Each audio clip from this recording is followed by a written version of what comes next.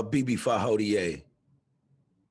I'm your host, Busara, and welcome to the third installment of Not Our Forefathers or Heroes. A look at not only the so called forefathers of the United States, but as well as presidents of more of modern era. So, a lot to talk about. So, don't want to waste time. Let's get right into it.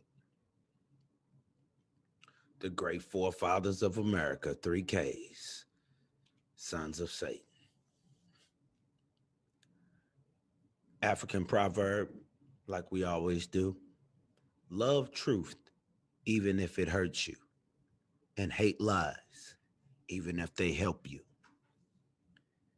And some of these presidents, we're going to have to just look at the facts versus believing the lies that have been force fed down our throats.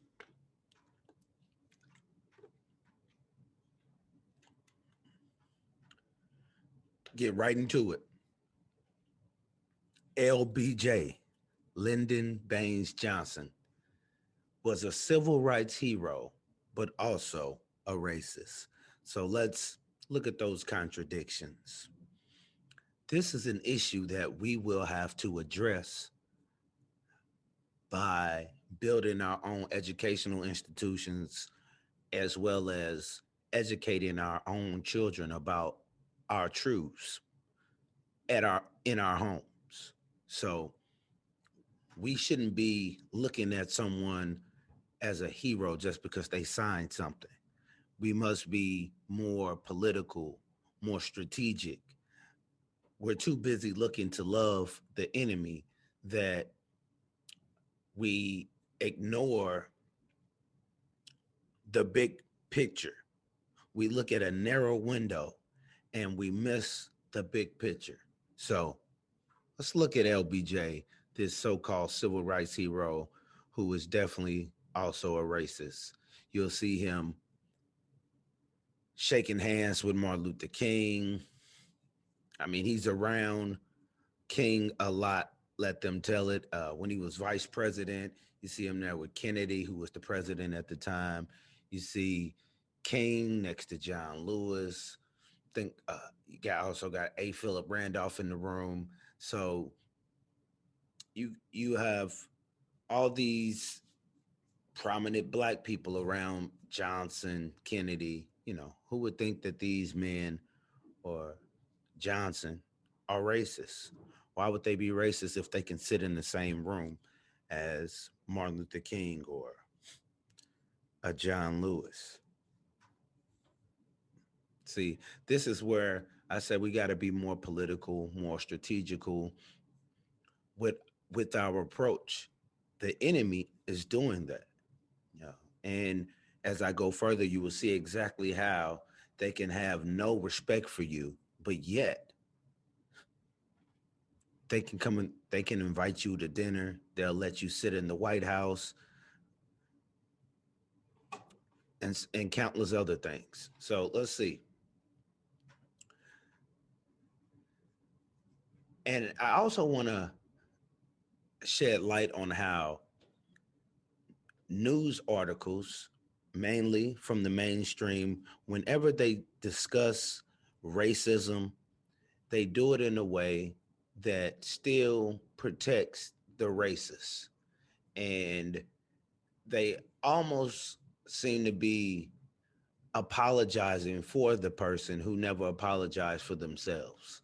And you'll see that with countless presidents, countless persons in higher dominant society. When they make slip ups, they're the only ones who can recover from their slip ups. So, all of which is to acknowledge Lyndon Johnson used the N word in private conversations very often. What is in question is whether, in fact, he ever said, I have those niggers voting Democratic for 200 years. That's in question. But if you look at the way black people have been voting since he signed the 1964 Voting Act or the Civil Rights Bill, black people have been blindly allegiant to the Democratic Party. And that doesn't mean that we should be bipartisan and voting Republican or Democrat.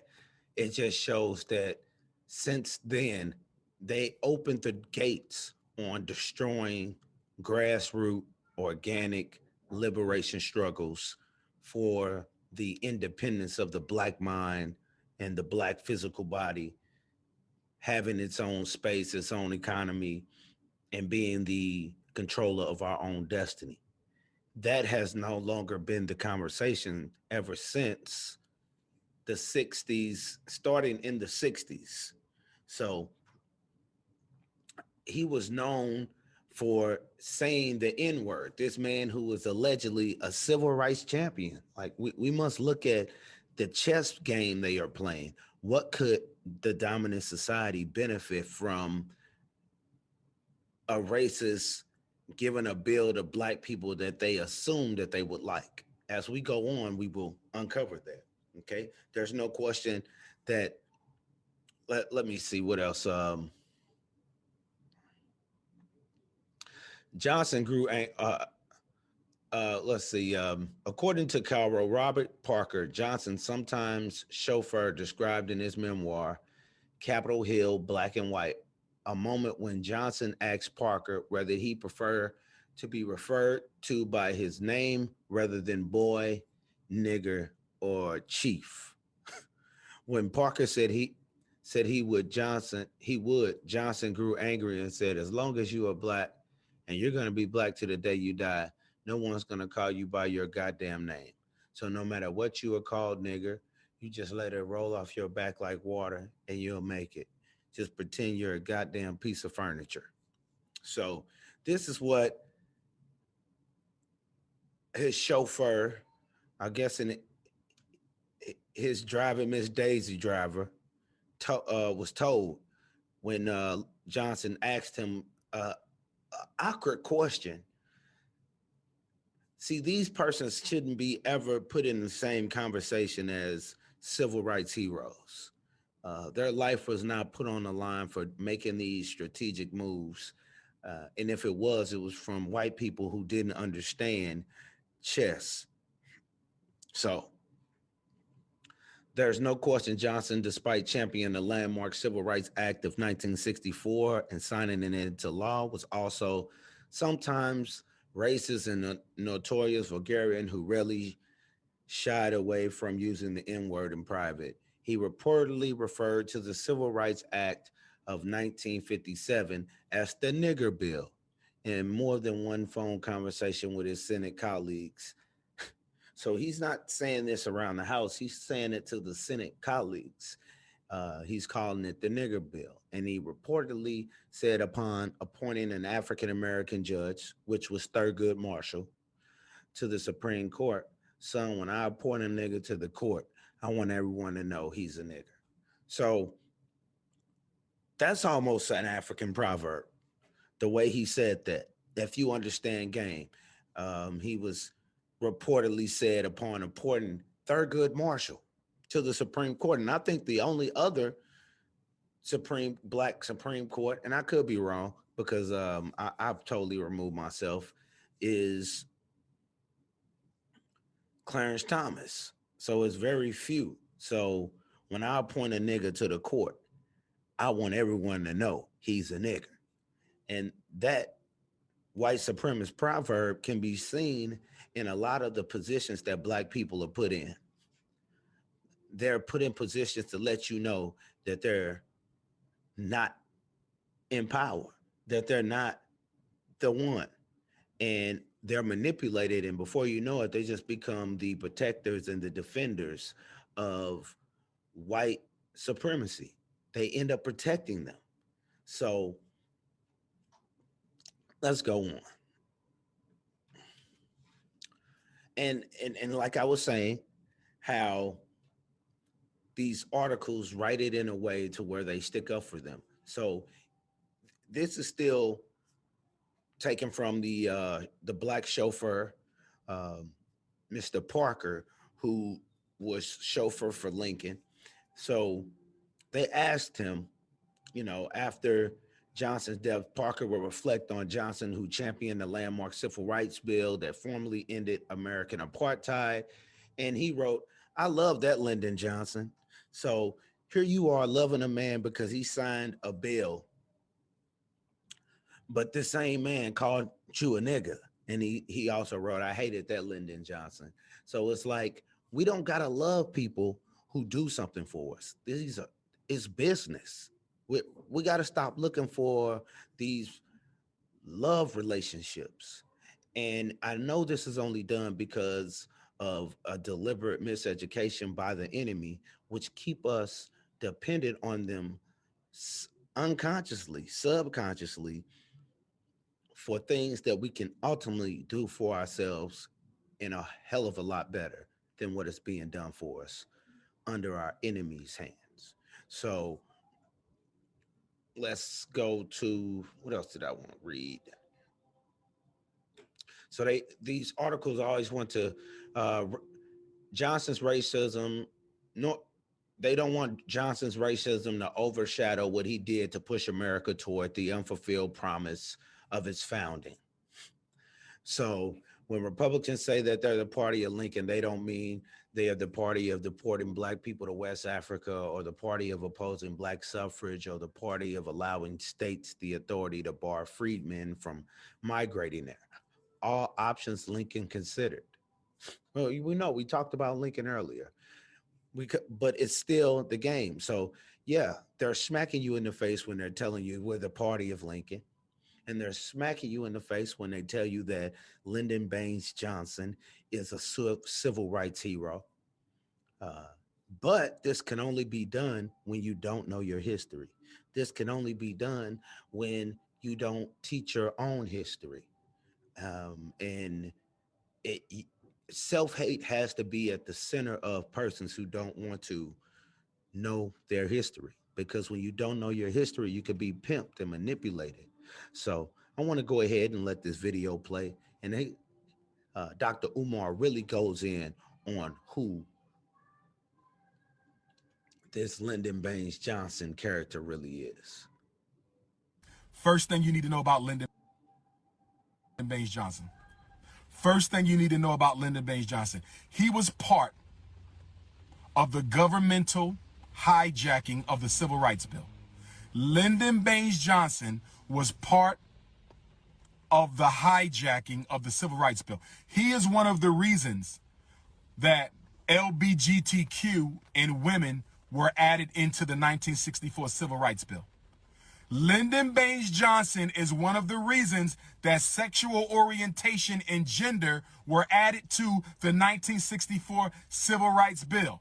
Lyndon Baines Johnson refused to sign the 1964 Civil Rights Bill until the word gender and sexual orientation were included. If you don't believe me, go check the work. If you don't believe me, go check the history. Get you a copy of the Civil Rights Bill. You can download it for free on the internet. 1964 is the year. There were civil rights bills before 64. There were civil rights bills after 64. There were civil rights bills before 64. There were civil rights bills after 64. We're talking about the 1964 Civil Rights Bill. Lyndon Baines Johnson would not sign it until the word gender and sexual orientation was added. That's why gays and white women got more out of affirmative action than you did. That's why gays and white women got more out of affirmative action than you did. That's number one. Number two. Number two. Number two. Did y'all know that after Lyndon Baines Johnson signed the 1964 Civil Rights Bill, please listen, a few weeks later, he signed, listen to me, do your research, you don't have to believe me. Do your research, you don't have to believe me. Do your research, you don't have to believe me. A few weeks after he signed the 1964 Civil Rights Bill, Lyndon Baines Johnson then signed the Federal Law Enforcement Assistance Act. Please go on your computer and type up the Federal Law Enforcement Assistance Act. You want to know why the police be killing black folks and getting away with it? You want to know why we be having tanks in the hood? You want to know why these police got military weapons? You want to know why the police can use military surveillance?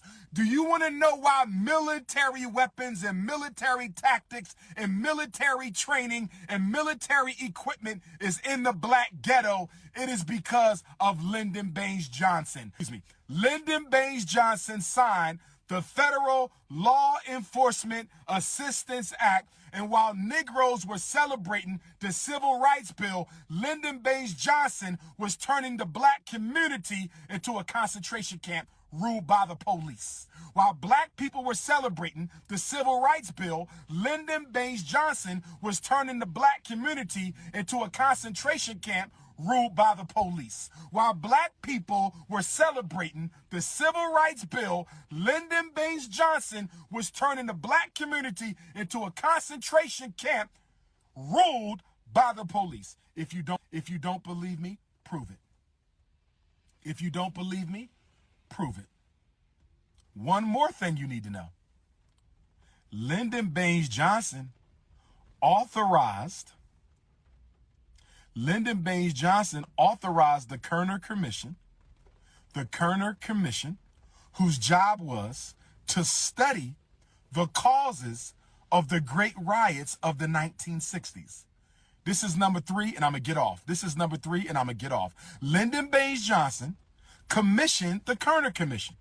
Y'all heard of the Kerner Commission, right? They published a very big report that did what? Investigated the causes of all the black riots of the 1960s. The Newark, New Jersey riot, the Detroit, Michigan riot, the Philadelphia riot, all them riots that happened around America in the 1960s. Lyndon Baines Johnson commissioned the Kerner Commission. And the Kerner Commission came with a report that was groundbreaking. The Kerner Commission came with a report that was groundbreaking. And what was the conclusion of the Kerner Commission? The Kerner Commission's report concluded that white racism, listen to me, brothers and sisters, I'm quoting. The Kerner Commission concluded that white racism created the black ghettos and the problems within them. White racism condoned the black ghettos and the problems within them. White ghettos maintain the black ghettos, white power maintain the black ghettos and the problems within them. Are y'all following me? This is what the Kerner Commission said. If you don't believe me, order the book, download the Kerner Commission report. They said, quote, the black ghettos was created by white power. The black ghettos was maintained by white power. That's right. And the black ghettos and the problems within the black ghetto are enforced by white power.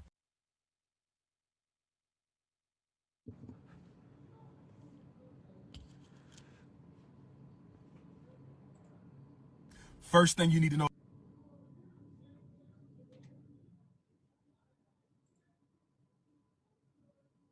So there we have it. Lyndon Baines Johnson, so-called civil rights hero, who was an open racist, is nowhere near being a hero to black people. And us viewing Lyndon Baines Johnson as anything other than a racist using Machiavellian tactics is detrimental to our health. And will show why in the following years, because I feel like LBJ is the beginning. We could have said Kennedy was the beginning, but yeah, we will say Kennedy was the beginning. Even though I didn't touch on Kennedy's presidency, it isn't because he's a friend of black people. is because it's so many presidents that aren't a friend of black people that I had to leave some of them out just to talk about others. But from that era of when relentless attacks were going against civil rights organizations, J. Edgar Hoover is at his prime right now. He's monitoring the Nation of Islam. He's dividing the Nation of Islam uh, ranks with lies and informants and turncoats.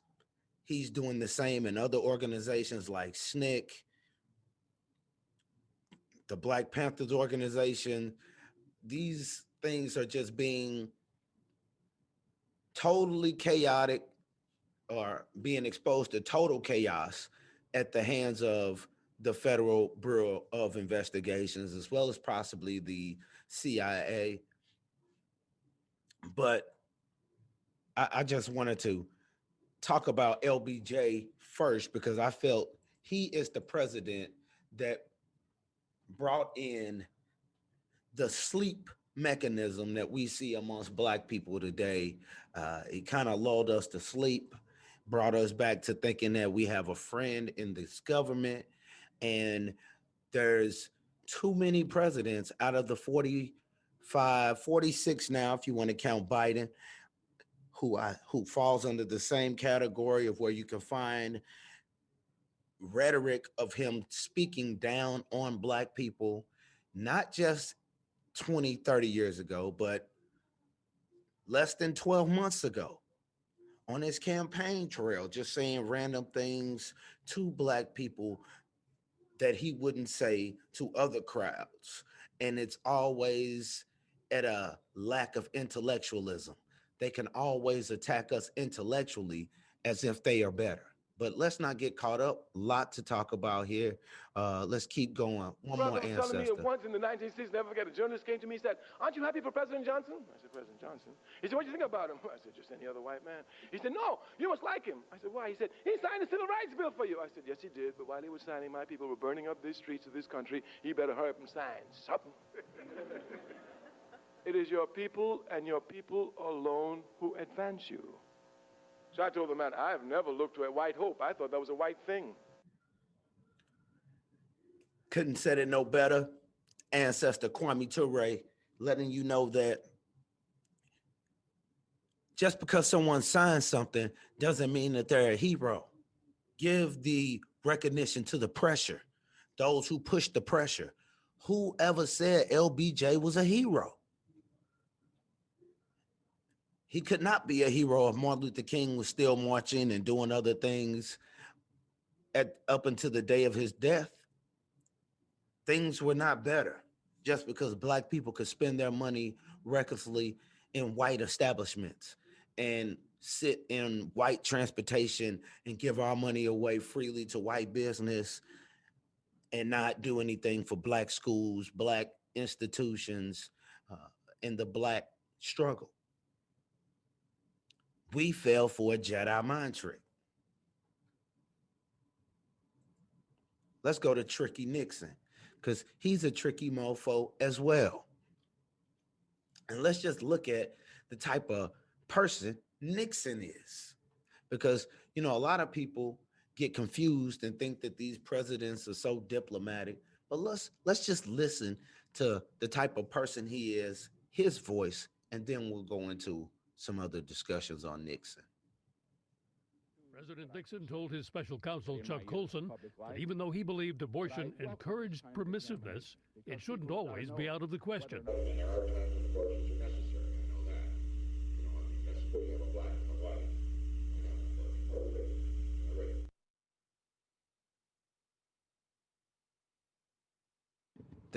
That's your buddy Nixon. So he's against abortion unless it's between a white and a black person. Now, I'm not saying I disagree with his views on interracial mingling, but to say that you're against something unless, and then you go right to a black and a white. He didn't say a Chinese and a white. He didn't say a Mexican and a white. He went right to black and a white. That is the most hideous thing to them.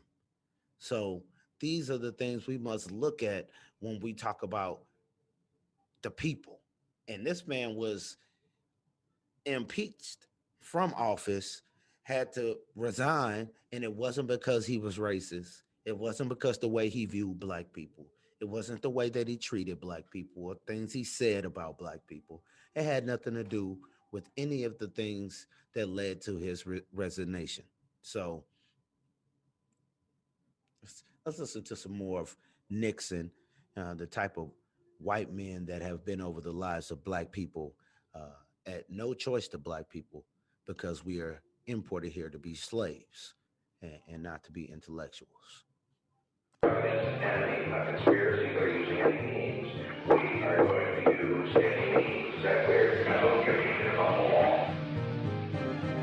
I really need some conventional work his butt off and do it dishonorably. He needs somebody that's going to work their butt off and do it dishonorably. I mean, that's the type of person he is. So just looking at this, I mean, we see him, his wife with the Honorable Kwame Nkrumah. And if you listen to his previous statement, I just want to play that one more time. I know it's kind of hard to hear, but it's something to think about when we're talking about playing chess. Enemy conspiracy or using any means, we are going to use any means that we're See, he's saying that they have an enemy. Let me, sorry. He's saying that they have an enemy. communicating on the wall. They're going to use any means necessary. He's on his Malcolm X talk. And then he says he doesn't give a shit about the law. End quote. Those are Richard Nixon words. The audio could be a little muffled because it's a taping from the 60s. But he doesn't give a shit about the law. So that's how power is wielded. And he isn't the only one that doesn't care about the law. George Bush didn't care about the law when he did what he did to the Iraqi people, uh, as well as the people of Afghanistan. Obama didn't care about the law when he said, "Yo, you're gonna have to marry homosexuals in your church." Basically, he didn't care about the people's religious law. Nobody cares about no laws. It's about power. And when you have the hand to force people to do what you want them to do, you make it happen. But this is the I real really quote. need some conventional work his butt off and do it dishonorably. I really need someone to work their butt off and do it dishonorably. That's how you'll see someone doing this. He owes Kwame Nkrumah no loyalty. You'll see pictures of him toasting it up. Yeah, I'll get a drink with you. You would think this is a real cool person that, oh, he's a progressive. He's hanging out with black men at a function where you need a tux or a blazer, and they're drinking out of wine glasses and toasting together. Oh, he's with Martin Luther King and Coretta. This must be a nice function, and they're talking. So, white coat affair. But let's look at him because he's playing chess, not checkers. I have the greatest affection for blacks, so he says. But I know they're not going to make it for 500 years. They aren't. You know it too. The Mexicans are a different cup of tea. They have a heritage. At the present time, they steal. They're dishonest. But they do have some contempt of family life. They don't live like a bunch of dogs, which the Negroes do live like. These are his words, talking about black people in his mindset. Now, if you think in your mind that some group isn't going to make it and you somehow come into power with those feelings in your mind, you're going to make sure that you move in a way that proves that they won't make it. You're not going to level any playing fields to make sure that, hey, let me prevent this inevitable from happening. Kind of like with global warming or issues that we see that face us. Uh, if we know that there's a possible time limit, like on the next 500 years, if we don't do this, particular thing, stop polluting the rivers or doing that, we won't have drinking water. People will start working on that. If you think in your mind, oh, the black people don't have 500 years left in them, then you would either try to work to make sure that that vision of yours doesn't come into fruition, or you're going to work to make sure that your vision comes into fruition to make you look like some type of uh, guru. So you'll we'll go back to the pictures. You'll see pictures of him with black people, but he's a dishonorable person, and he wants to surround himself around persons who are dishonorable and who will do things that may seem like you're a friend of a person. And if you think this is low, he can go even lower if you want him to, you know. But it was in a recorded conversation that we'll listen to in its entirety later. Uh, he was on the phone, uh, basically saying to other persons in power, trying to rally them around this mindset that him and Reagan had on a private conversation that just recently came about. So Nixon, choosing his words carefully, so the racist article says, these cannibals on television last night. And he says, Christ, they weren't even wearing shoes.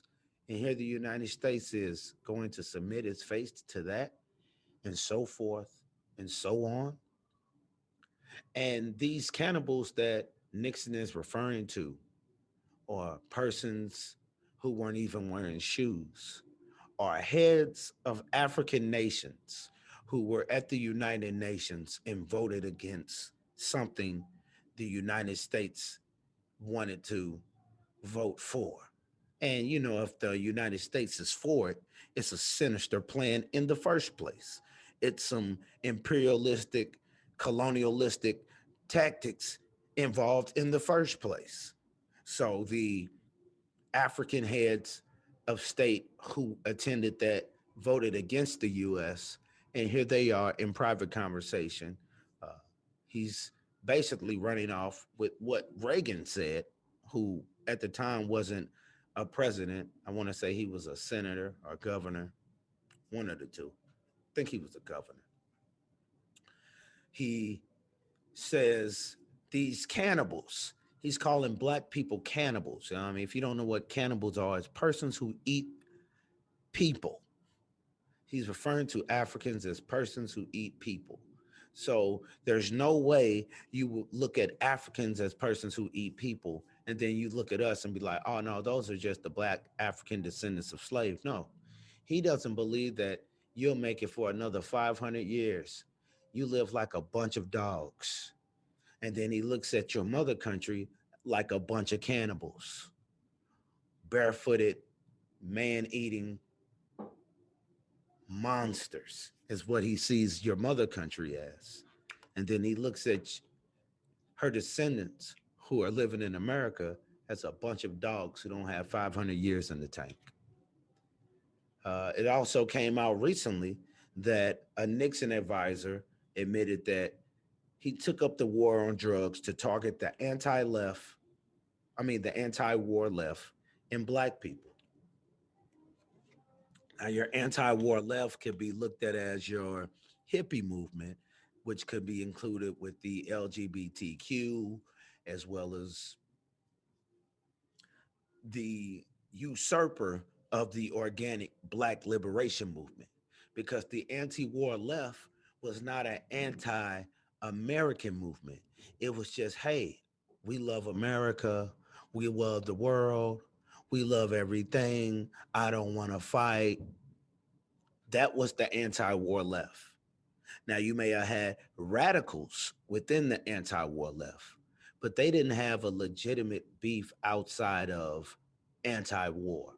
Maybe some anti-capitalistic views, but for the most part, they love this land. They can go wherever they wanted to and get a job. They could cut their hair. They could disguise. They weren't discriminated on because the color of their skin.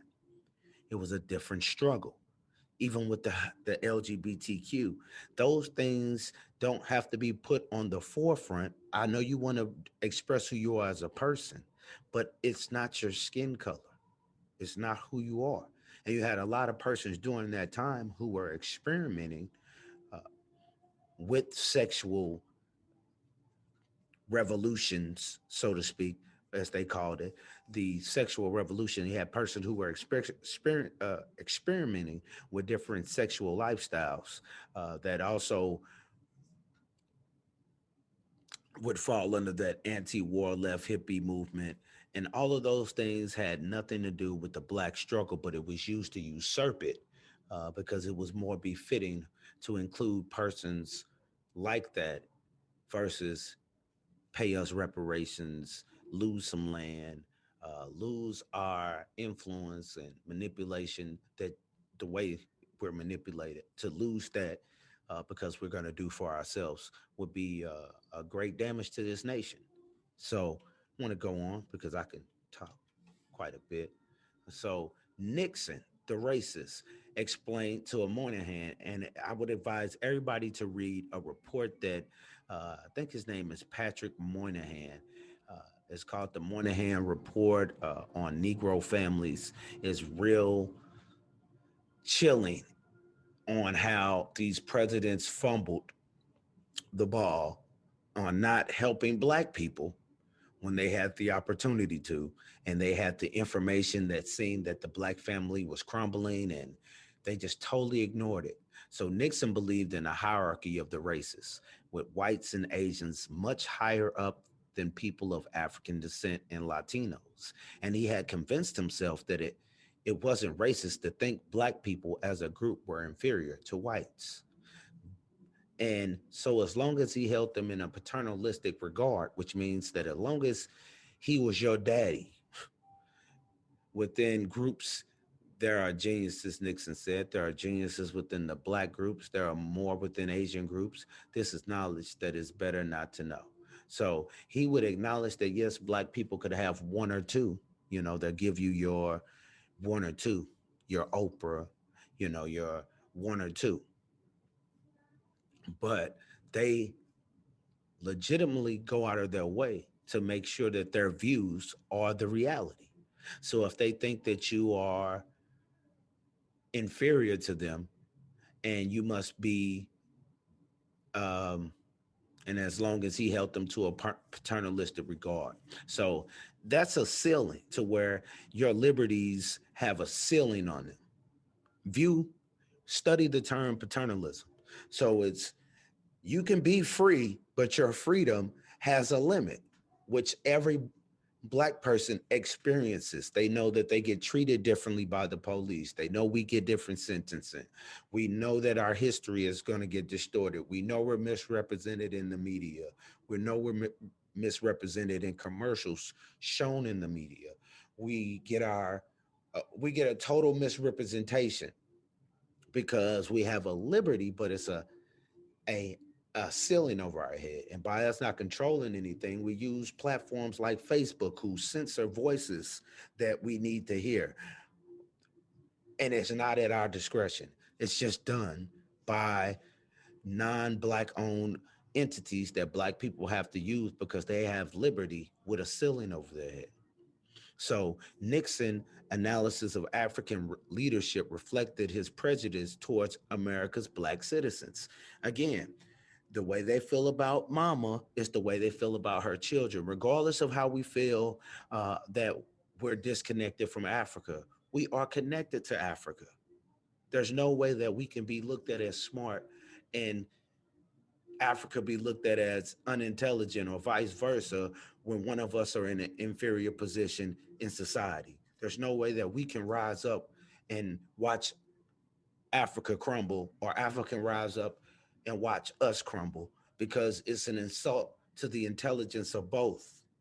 This this why are they not working together is what most people will say. When they see how much money black people spend, they will say, why is Africa not working with black people? Why is there no unification around solutions? Why are they only unifying around problems? And unification around problems doesn't mean that you're unifying around the same solutions. And that's happened in the past. That's how the Moynihan report got ignored. So you had a lot of bitter persons who could be manipulated and played against each other because a lot of times coming together against problems is an issue. You want to come together around solutions. Kwame Ture stressed this. I wish a lot of us up and coming would recognize that we need to come together around solutions because we all may know that police brutality is bad, but the solutions that we five in a room may want could be completely different and lead to different paths. Some people may want to just eat hot dogs and have a day of uh, fun and partying with the police. Some people may want them to go to jail. Some people may want to take matters into their own hands.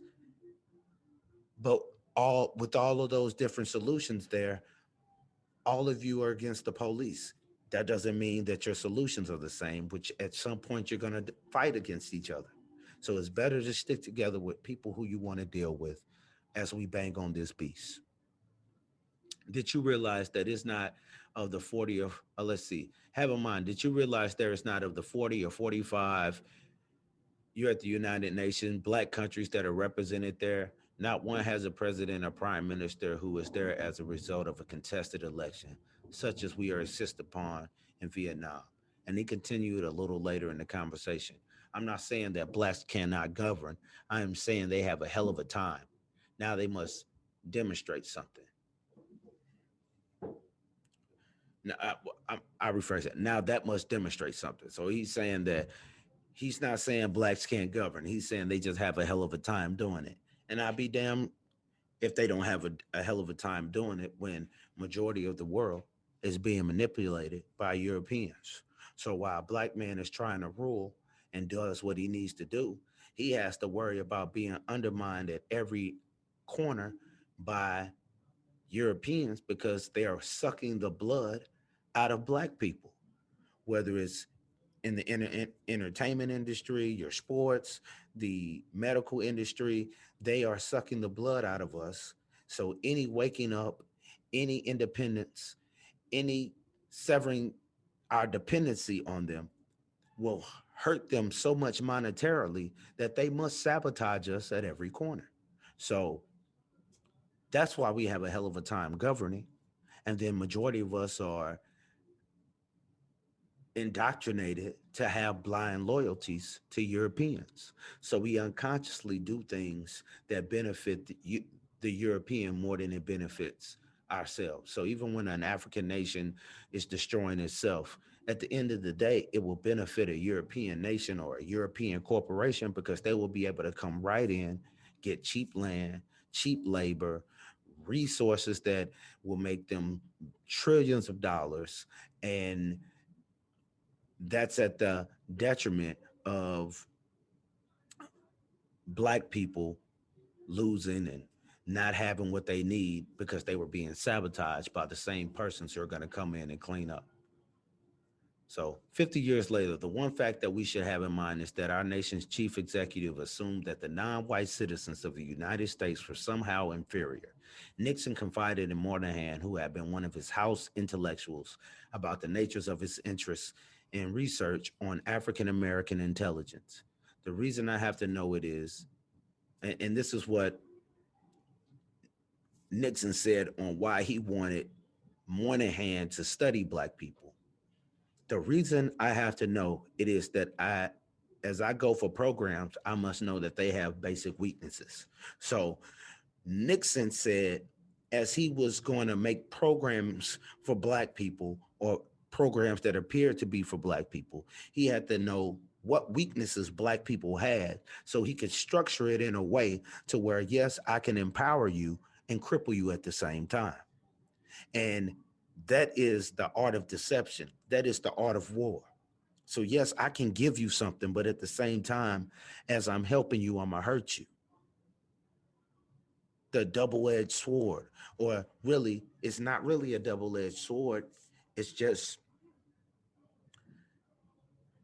the trickery of Yorugu. That's common trickery. So yes, I need to know. I'm gonna have you do this extensive report, which and in the report, it said that we're in a patriotic society. Men dominate, regardless of what women accomplish in America. Majority of all things are still held by a certain group of men who are not black.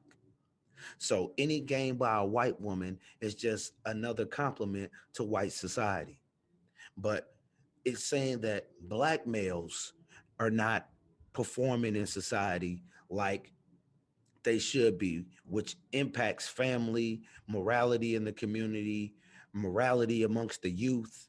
So the answer would be to empower black men, which has never been done because no man is going to empower another man to possibly usurp him for world dominance. And that's what we face right now. The Chinese man doesn't isn't dependent on Europeans because they still have their own nation.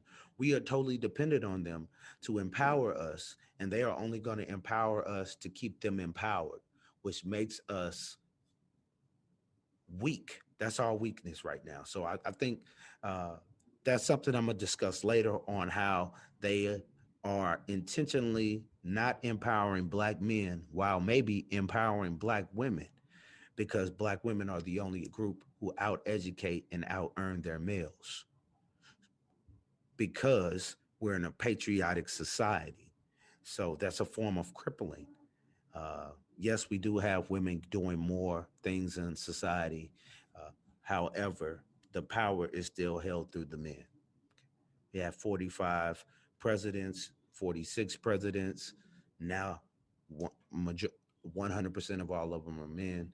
You got your first female vice president, but let's not get sidetracked.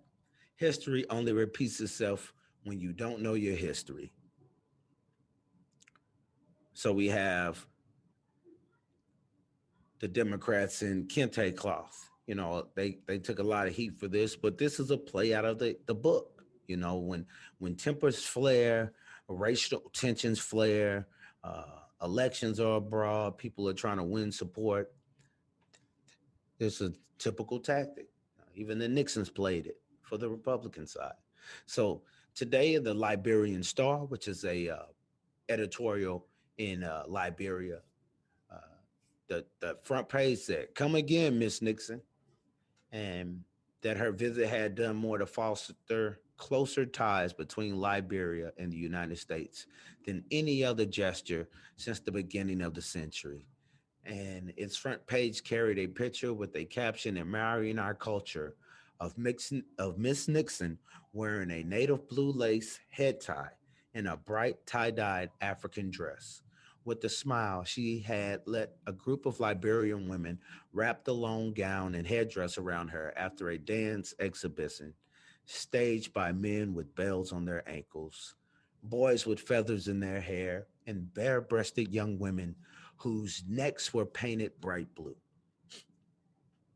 So you thought that Nancy Pelosi wearing a kente cloth was hilarious. Well, that was just, we don't study our history. We would have known that Miss Nixon, I think her name was Pat Nixon, had already been there, done that. She took it all the way there. She threw the dashiki on or the African dress. She surrounded herself around African women. She let them wrap her hair up, and she just got dipped in African culture. And I look at my African people and just wonder what the heck is wrong with y'all. This woman is a racist, married to a racist, who is rolling out racist policies on black people as we speak. And here she is in Africa being treated like a queen. Okay. So we have a global issue. And this is why we have problems trying to govern because we overvalue non-black people. And by our overvaluing of non-black people, we devalue ourselves and overvalue persons who undervalue us and end up getting robbed. We end up getting robbed. We rob ourselves and then we allow others to rob us. We're going to Ronald Reagan, the actor, a hell of an actor because he was not for black people. Okay, so here we are. We're up to the 19 freaking 80s, and we still have presidents who don't think black people are as intelligent as white people. Okay, they look at us as if we are this baby that must be treated a certain type of way. Must you know all our decisions must be made by them. We are not adults. Reagan believed that widespread freeloading plagued welfare and social programs. As Reagan slashed spending in his first term on programs such as food stamps and subsidized housing, the poverty rate climbed from 12 to 15%, and unemployment rose from 7 to 11%. So he come right in, and these are the national numbers. So if it's high for America, it's higher for blacks. It's higher for your FBAs. It's higher for your ADOS. It's higher for all of those groups as well. But just we're just looking at how we have no allegiance to America. We have countless record of America pimp slapping black people throughout history, robbing black men of their pensions who fought in wars. Uh, we have just been lied to, misrepresented, miseducated, and we owe it to ourselves not to align ourselves with this land. We only want to be American because of miseducation, because of overvaluing of white life and of white advancements, and for a self hatred and lack of esteem for ourselves that we can do for ourselves. So, as Reagan slashed spending in his first term on programs such as food stamps and subsidized housing, the poverty rate climbed. So, you already know poverty, they already associate poverty with black people. Reagan opposed many important civil rights measures that further alienated him and the Republican Party from African Americans. Now, this I will commend black people for. We recognize in majority, because you did have with the Trump party, a lot of black people rallying, a lot of newer black people caping for Trump. But for the most part, a lot of black people know that the Republican Party isn't for them. And if you look deeper, you'll know that Abraham Lincoln wasn't for you either. He was for the Union. And if he could not help you, he wouldn't. And if he could help you, only if it was going to help him. So he was opposed to extending provisions of the 1965 Voting Right Act, and he initially opposed making Martin Luther King Jr. Uh, birthday a national holiday. He was also loyal to the apartheid South African regime, and he considered them to be a friend and an ally. So we have Reagan here, buddy buddy with the South African apartheid thieves of Africa, South Africa. You have Reagan not wanting to uphold or extend uh, provisions to this Voting Rights Act. I mean, here we are in the 80s, still talking about Voting Rights Act of 65. But here we are in the 80s, still talking about a Voting Rights Act of 1965. And we have him opposing Dr. King's birthday. And he did nothing to even open his mouth against Dr. King. He's not a person that should even be able to oppose a man like that, regardless of what King may have done privately or publicly. That clown, Ronald Reagan, is in no position to speak against him. Okay. So we have this uh, letter that was written by Coretta Scott King to Ronald Reagan, expressing, and I look at this letter as being diplomatic. Okay. However, we show these people too much diplomacy when they're not diplomatic. Uh, and their diplomacy is deception. They don't really engage in diplomacy. They engage in smooth deception. So they're talking smooth, they're walking smooth, and it's all rooted in deception.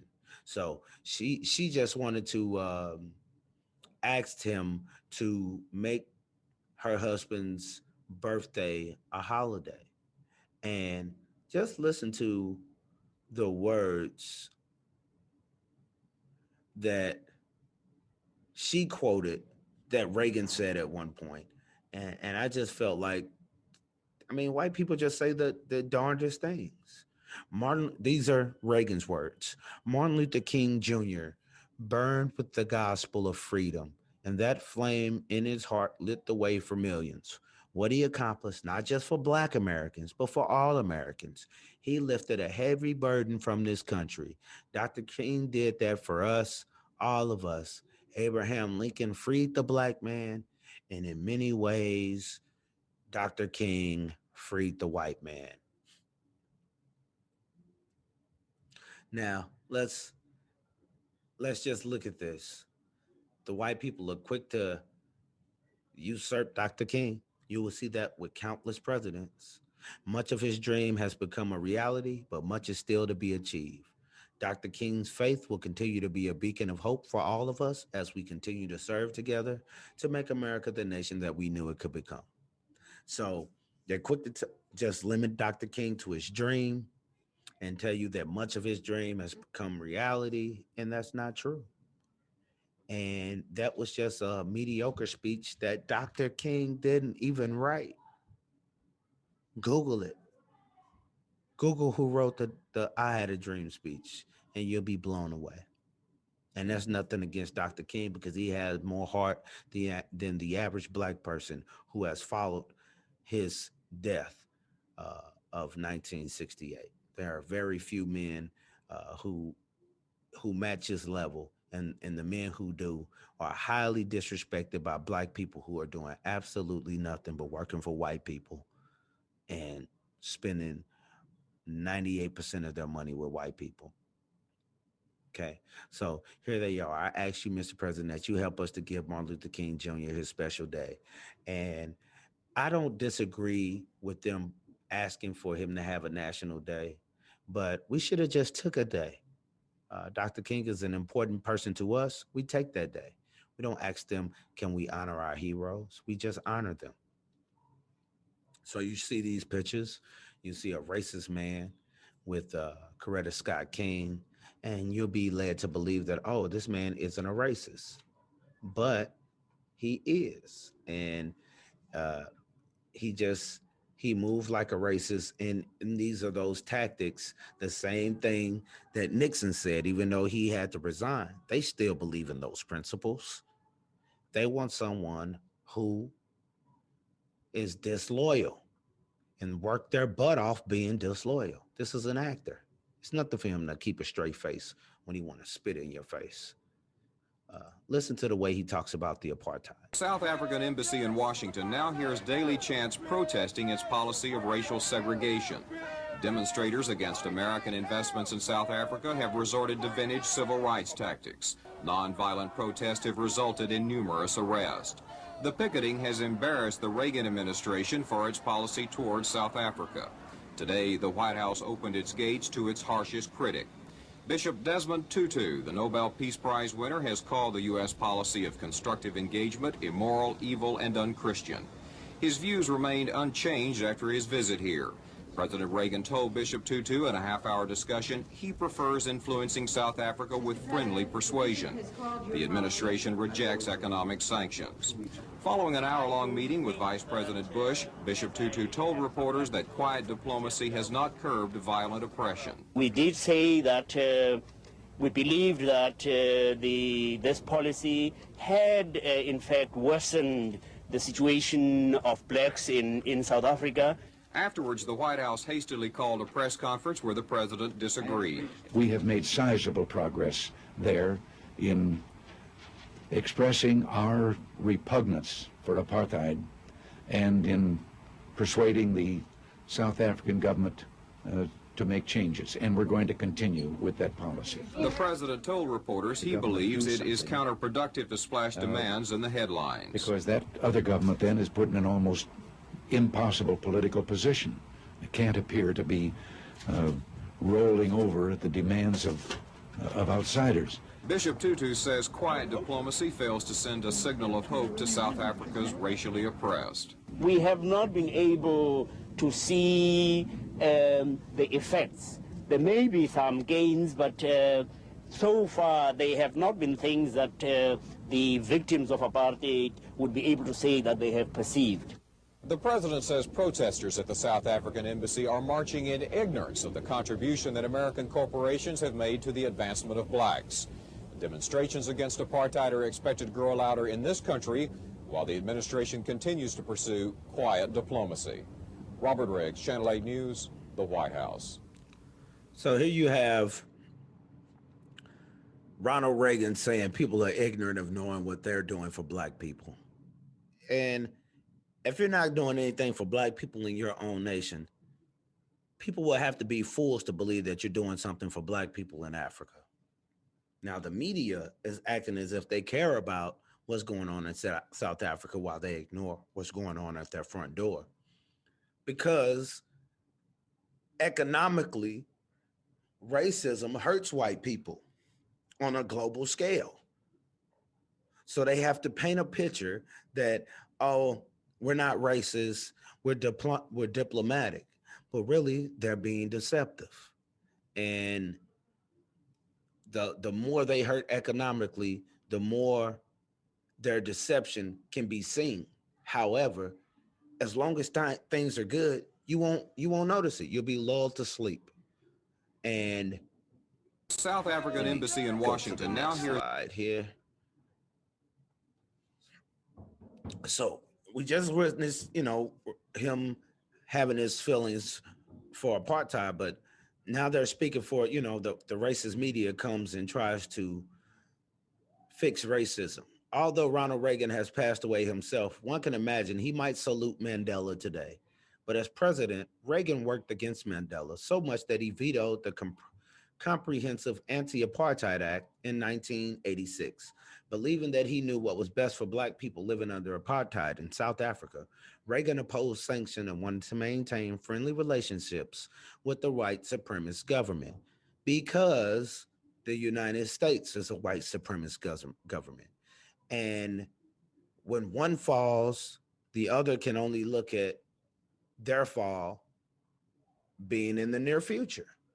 So he wanted to support them. This is in the late 80s.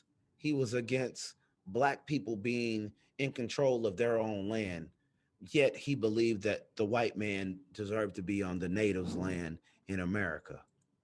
These double talks, this confusion is not helping us. So let's listen. Along the way, and last night, I tell you, to watch that thing on television as I did, Yeah. to see those monkeys from those African countries, damn them, they're still uncomfortable wearing shoes. Well,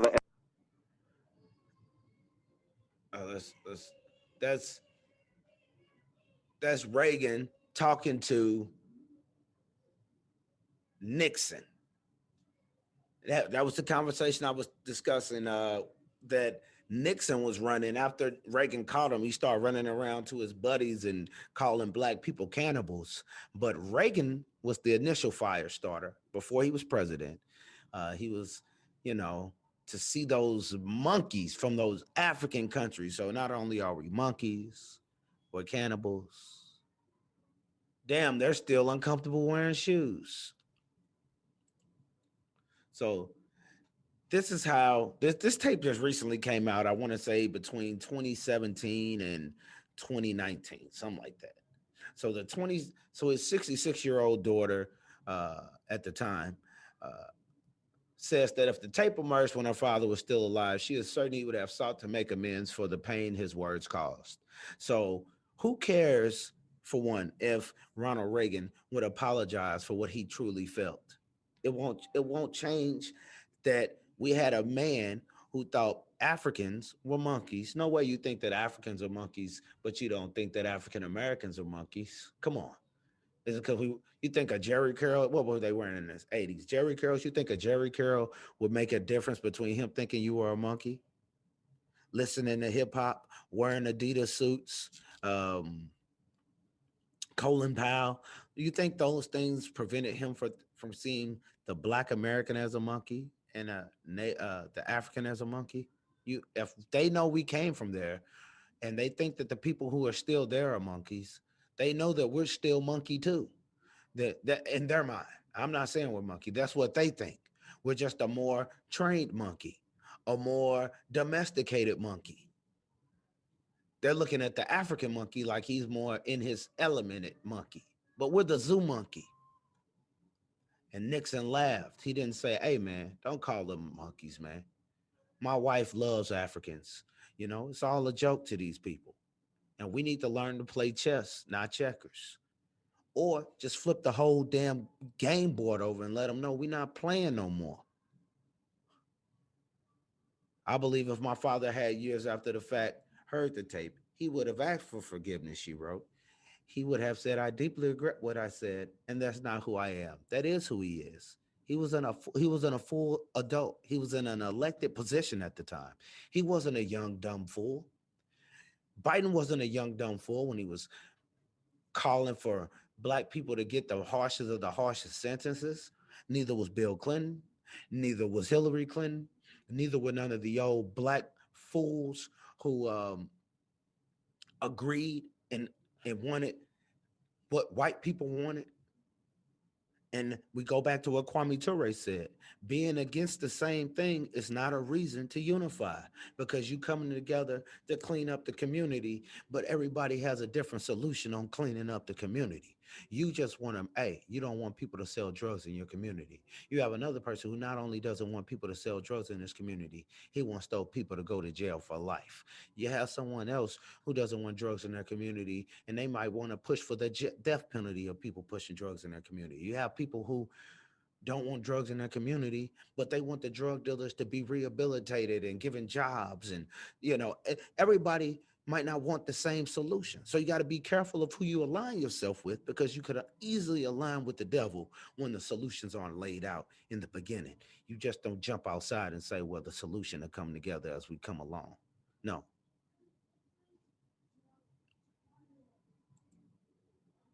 So we look at Reagan's wife. Ex-first lady just said yes to drug raid. Now, she was the Nancy Reagan was known for coining the phrase "just say no" while she was in the White House. And that was a campaign that she led. And eventually we realized that the same "just say no" campaign was a front, because these persons were dropping drugs off in the communities, and they were treating black people horribly. But this was all a front. So in her "Just Say No" campaign, police arrested 14 men and women on a variety of drug charges and allegedly confiscated about a gram of crack, which is not a lot. So they had police go in and arrest 14 men on a variety of drug charges and allegedly confiscated about a gram of crack. So what drug charges could you have if you only confiscated about a gram of crack? Officers gave her a tour on 14 people. 14 people can't even smoke a gram of crack. I don't see it happening. If they really smoking crack, one person is going to smoke that gram of crack, maybe two if it's a man and a woman, but they're going to be arguing later.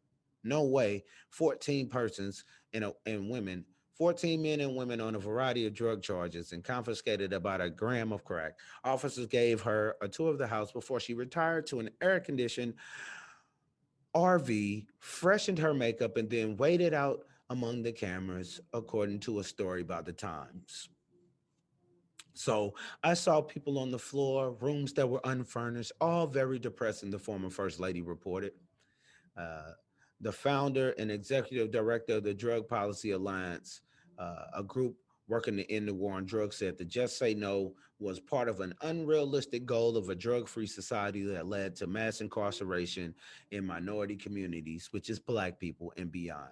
Something uh, I really hate is minority communities, Black and brown, is Black people. We got to talk about what's happening to Black people because we're in the 40s on the presidents here, and we still have people who think Black people are monkeys. Their wife is running in Black people homes, not seeing furniture and saying it's depressing, yet y'all are not doing anything to help Black people besides put them in jail. Okay. So we really have to watch these persons because this is how they roll. You know, she's got her makeup done, hair nicely done. She got a nice clean jacket, and they're just walking through people's house like they're at a art exhibit or at a zoo. Look at the holes in the door, which were probably knocked in by the police when they kicked the door in, knocked it off the hinge. I mean, this is messed up. So listen to this is why I'm not gonna do anything on the Obamas. You can just show the Obama's contradictions through the persons that they support and they have in high regards. So this is what she has to do for this racist woman who end up getting a lot of Black people locked up. I just wanted to briefly express my sadness over the passing of former First Lady Nancy Reagan. Mrs. Reagan was a woman of incredible strength and grace, and she was a passionate advocate for so many important issues. Through the example she set both during her time in the White House and beyond, Mrs. Reagan reminded us of the importance of women's leadership at every level of our society. And on a personal note, Mrs. Reagan also understood the value of mentoring. She warmly and willingly offered advice and encouragement to me as I settled into my role as First Lady. And I am so grateful for her kindness and generosity to me and my family over the years. And I hope that our continued work to educate girls worldwide is a fitting tribute to her legacy. So here we go. Black woman hoping that we uphold the legacy of a racist white woman. And I apologize here as I get my screen prepared. I know it's going to be kind of blotchy in areas.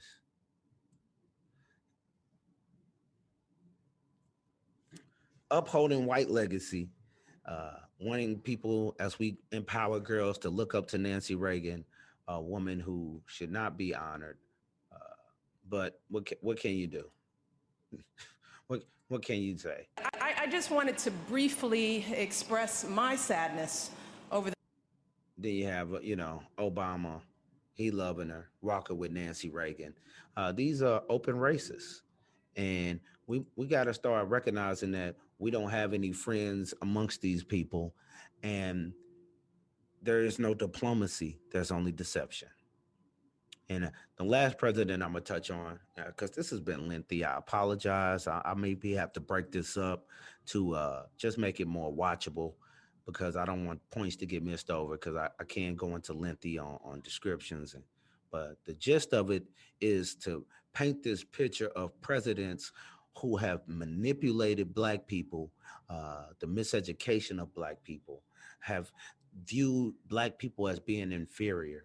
We're up to the 42nd president here with Clinton, and there's more presidents who are against Black people than that are for Black people, and even the ones who seem to be for Black people on the surface, when you look deeper, are doing more against Black people than they are actually doing for Black people.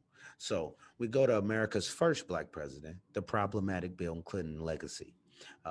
This is a headline that I didn't type, but I did like that they put that he was America's first Black president because we had Toni Morrison referring to him as the first Black president. And this is why the importance of we're going to talk about the importance of cultural context. So we don't have a cultural context that we can control, which is why you will see persons who are given to us that do great works, but they are given positions that they are not ready for in the society that we're in. They are around persons that they are not prepared for mentally. This would not be Ya Santiwa. The women in American society, the Black women in American society, are not properly prepared to deal with the enemy, not because Black men don't want their women to be prepared. It's because we're miseducated deliberately. And those women who do somehow come up in the righteous ranks and are educated are a threat to the status quo. Asada Shakur would be a perfect example. I can't see her happy, smiling from cheek to cheek to meet Bill Clinton. Uh, but you'll see her smiling from cheek to cheek with Bill Clinton. She did the same thing with Obama. These things, we we we don't want to knock her. She's an ancestor now. She has transitioned, but cultural context is important because to this day, a lot of people still are calling Bill Clinton a Black president out of ignorance of what he actually was doing for Black people. So she said the presidency is being stolen from us and the people know it. So no Black person should ever be in the feeling that a presidency is being stolen from them. The presidents don't do anything for Black people besides give us symbolic victories and ego strokes. So the presidency being stolen from us could only be a facade in the first place. You can't steal what you don't have. So, Morrison appears to suggest that African men could surely relate to Clinton wrote that the embattled president, white skin notwithstanding, was our first Black president. She went on, blacker than any actual Black person who could ever be elected in our children's lifetime. After all, Clinton displays almost every trope of Blackness: single parent household, born poor, working class, saxophone playing, McDonald's and junk food loving boy from Arkansas. I would have to ask her if I would have met her, what would make you say that makes him a Black man, that he understood our struggles just because he was a white boy who came from working class. Working class whites are still racist. Working class whites still hold Black people back from job opportunities. McDonald's is not a Black owned restaurant, and it's not a healthy restaurant. The saxophone has been usurped by white people. More white people are playing the saxophone than Black people right now.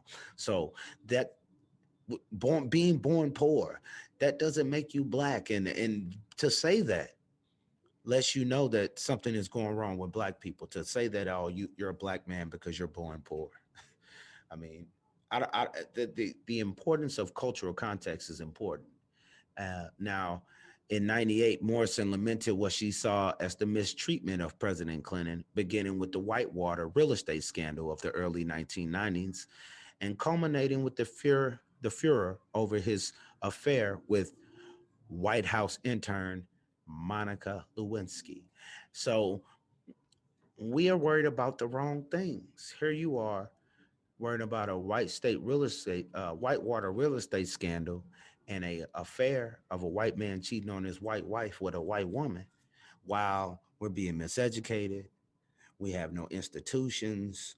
I'm pretty sure the water in Flint was trash in 1998. It just didn't happen. So we have a lot of things going on that could have been talked about. I mean, we could have been looking at those levees in New Orleans before Katrina hit. We're talking in the 90s. So many things that we could have been focusing on that could have prevented death that happened in the 2000s and the 2004s and the 8s. But we're worrying about Monica Lewinsky. Not we, but the intellectuals that they put in front of us. And this may not have been done out of intention, but it could have been done out of miseducation, ignorance. Okay. And this right here is the biggest slap in the face. I have pieces of the video I'm going to show, but you would have swore that he would have never got away with this. Okay. But in 1993, Bill Clinton went to a church where Martin Luther King Jr. delivered his last speech before his assassination. So he goes to a church in Memphis, Tennessee, and this man spoke for King. And I was going to read it, but you got to hear it from the horse's mouth.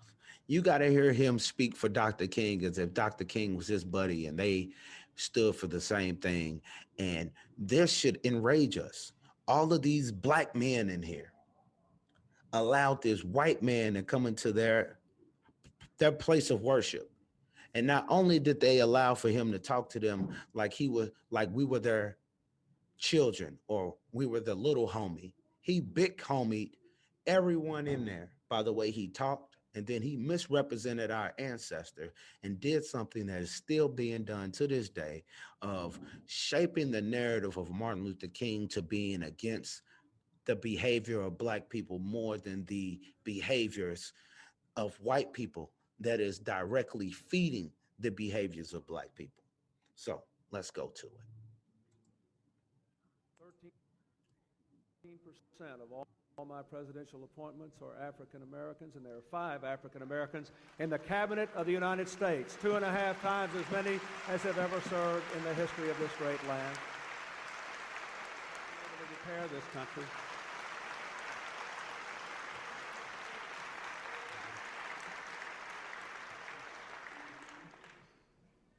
If Martin Luther King, who said, like Moses, I am on the mountaintop and I can see the promised land, but I'm not going to be able to get there with you. But we will get there.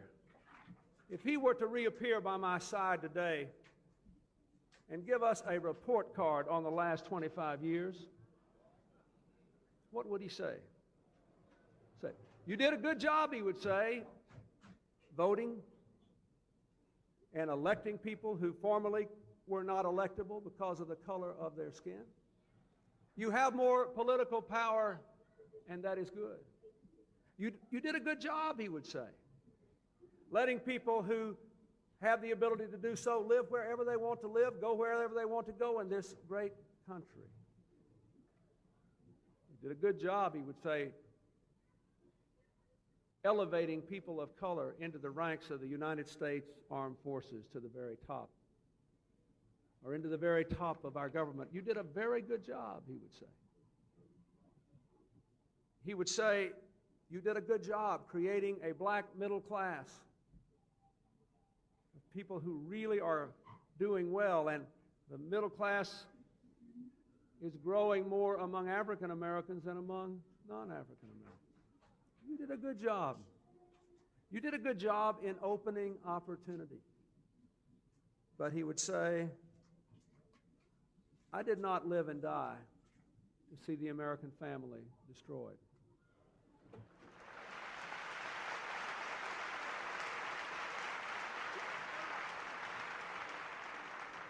I did not live and die to see 13-year-old boys get automatic weapons and gun down 9.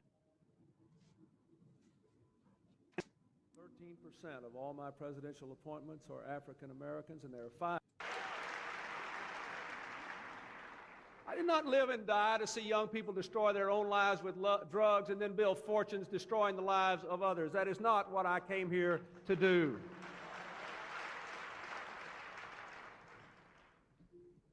I fought for freedom, he would say, but not for the freedom of people to kill each other with reckless abandon. Not for the freedom of children to have children and the fathers of the children walk away from them and abandon them as if they don't amount to anything. My fellow Americans, he would say, I fought to stop white people from being so filled with hate that they would wreak violence on black people. I did not fight for the right of black people to murder other black people with reckless abandon. We need this crime bill now. We ought to give it to the American people for Christmas. And we need to what we must do. How would we explain it to Martin Luther King if he showed up today and said, yes, we won the Cold War.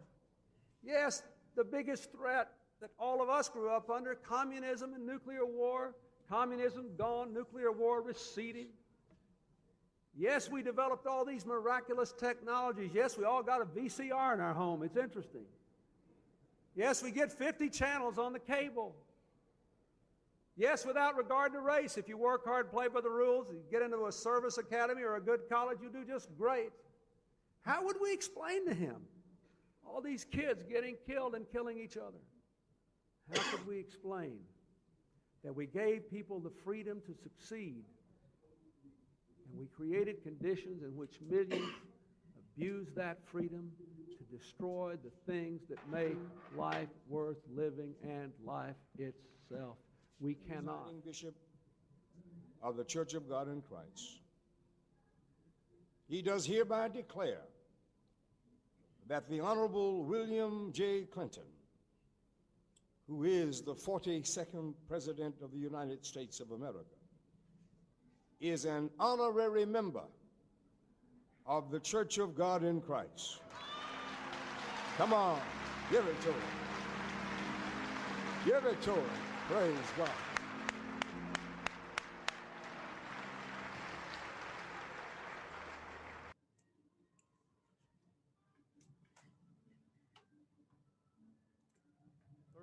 % of all my presidential appointments are African American. So not only does Clinton come in and talk down to the black people in the audience, so not only does he come to talk down on black people, you got to see an entire speech. He made demands. He told people to reach inside. He made basically the same pull your bootstrap up, saying that it ain't just government, you the problem, which there is a problem.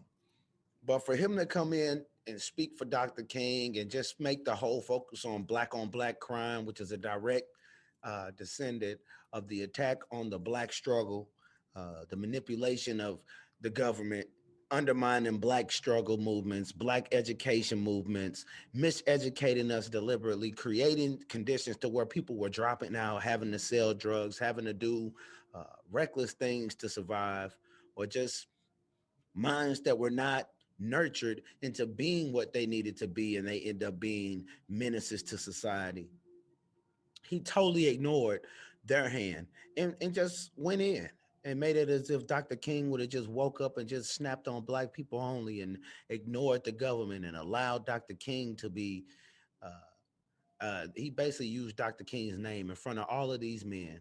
And I truly believe, because some of these men in the room were peers of Dr. King, I really believe that hatred and jealousy played a part in the allowed manipulation of the legacy of Dr. King, as well as opportunism to where people would allow Dr. King's legacy to be misused so they could, have things held in their churches or things held in their name and make money and get prestige off of the death of King being misrepresented. So we have we have Bill Clinton attacking Stokely Carmichael at John Lewis's funeral. And a lot of people don't recognize that there's been a consistent attack on the masculine black struggle. And there's been a total wipeout. I mean, you really have to be a studier to know Stokely Carmichael or Kwame Ture, which is the same person. You would have to be a studier. You don't have to be a studier to know the name Martin Luther King. Now, you might have to be a studier to read his works and to know other things other than he had a dream. But to know the name, you don't have to be a studier. But they have hidden the names of black people, and now they're recreating names such as John Lewis as being more on the front lines versus the real strugglers who were putting their lives on the line to the day they died. And that's not taking anything away from John Lewis, because I know that he still had to put in some work, even though I might not agree with integration. I understand it was risks and it was rewards that he was seeking, but I'm not going to pretend like he was a hero for me. So let's listen to a quick video. And I say there were 2 or 3 years there where the movement went a little bit too far towards Stokely, but in the end, John Lewis prevailed. Of course, the error was that some Africans thought that the interest of America was the same as the interest of us.